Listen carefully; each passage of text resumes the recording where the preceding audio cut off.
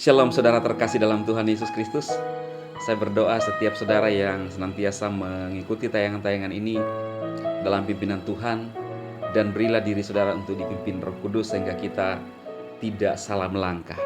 Seperti yang kita sudah lihat barusan saudara, seorang pasangan pengantin ya, masih di pelaminan saudara, terjadi pemukulan yang dilakukan oleh seorang pria terhadap pengantin wanitanya.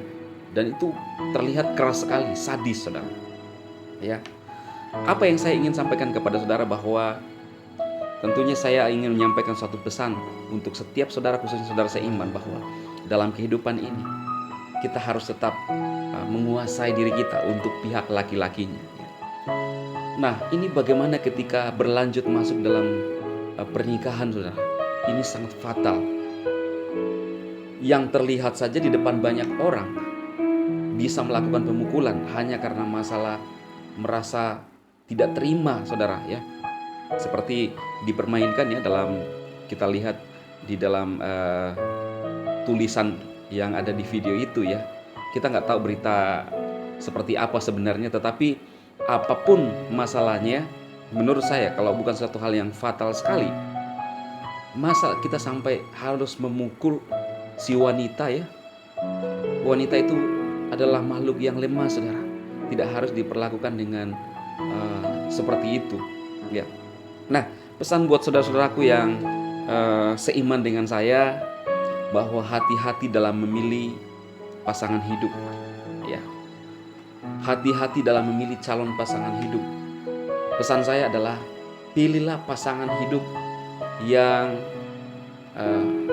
sepadan, yang seimbang. Kalau kita lihat di dalam 2 Korintus pasal 6 ayat 14 saudara, dikatakan begini: janganlah kamu merupakan pasangan yang tidak seimbang dengan orang-orang yang tak percaya. Sebab persamaan apakah terdapat antara kebenaran dan kedurhakaan? Atau bagaimanakah terang dapat bersatu dengan gelap? Ya, ini Alkitab saudara berkata bahwa pilihlah pasangan yang seimbang. Tulisan ini adalah tulisan Rasul Paulus kepada jemaat yang ada di Korintus. Dia memperingatkan jemaat yang ada di Korintus supaya memilih pasangan yang seimbang, seiman saudara. Tentunya saya tidak mendiskreditkan siapapun, golongan siapapun, tetapi saya sedang menyampaikan kepada saudara pesan firman Tuhan kepada saudara seiman khususnya, agar pernikahan saudara bisa langgeng ya. Karena pernikahan itu bisa hancur karena apa saudara? Ada kekerasan ya yang sering dilakukan, maka sekuat apapun bisa hancur juga pernikahan itu. Karena itu sebelum masuk dalam pernikahan, pilihlah yang menjadi pasangan saudara, pasangan yang seimbang, yang seiman. Kemudian mulai mempelajari karakter-karakternya, wataknya. Apakah dia emosian ya, khususnya wanita. Ya sama juga sebenarnya sebaliknya, termasuk pria-pria. Karena ada pasangan-pasangan yang juga tidak harus bahwa dia seorang wanita maka tidak meledak-meledak saudara. Bisa juga ya. Jadi pelajari baik-baik. Jangan sampai saudara jadi menyesal, karena pernikahan itu seumur hidup. Bagi kita sebagai orang Kristen, pernikahan itu seumur hidup ya. Bukan coba-coba saudara. Oh saya mau coba-coba dulu, kalau nggak cocok bisa. Enggak seperti itu. Komitmen saudara.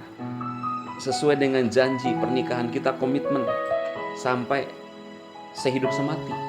Makanya dalam suka dan duka kita harus tetap setia. Bukan hanya dalam sukanya saudara kita setia. Apakah kita masih menerima pasangan kita ketika tidak lagi seperti yang kita harapkan? Sudah perubahan-perubahan postur tubuh, atau pasangan kita sudah tidak lagi jaya seperti yang dulu. Bagi kita sebagai orang Kristen, pernikahan adalah sebuah komitmen yang harus dijaga, karena Tuhan sangat peduli dengan pernikahan. Itu sebabnya Yesus melakukan mujizat pertama di Kana, yaitu pernikahan saudara. Jadi biarlah firman Tuhan yang datang kepada saudara mengajarkan kita, dan video ini memberikan suatu pelajaran kepada kita. Tidak harus kita yang mengalami saudara, tetapi kita ketika ingin memilih pasangan, kita sudah berhati-hati yang menjadi kriteria kita, kita perhatikan. Kita kembali kepada firman Tuhan, khususnya saudara seiman. Lihatlah dari sudut pandang Alkitab.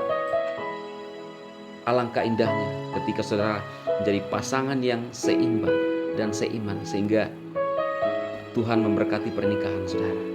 Oke, itu aja yang saya sampaikan. Biarlah bermanfaat dan menjadi rema buat saudara seiman khususnya.